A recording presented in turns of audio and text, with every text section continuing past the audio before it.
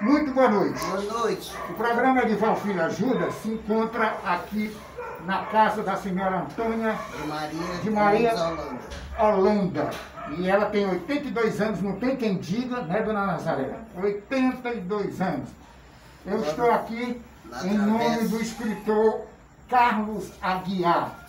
Ele já lançou 4 livros.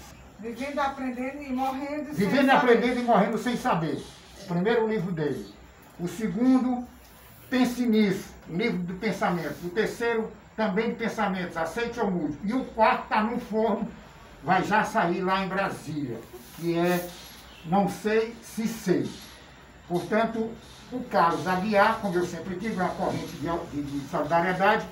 Deus nos dá autorização, a solidariedade, para que a gente possa chegar aqui com a cadeira. E aí a dona Nazaré me procurou, eu procurei o Carlos e a cadeira chegou. Dona Antônia, a senhora está feliz com essa cadeira? Estou bastante feliz e agradecida que esse homem que proporcionou... Carlos Aguiar. Esse Carlos Aguiar que proporcionou essa caridade para mim. Ele tem na vida dele, no caminho dele, muita luz, saúde, prosperidade e paz e muito amor.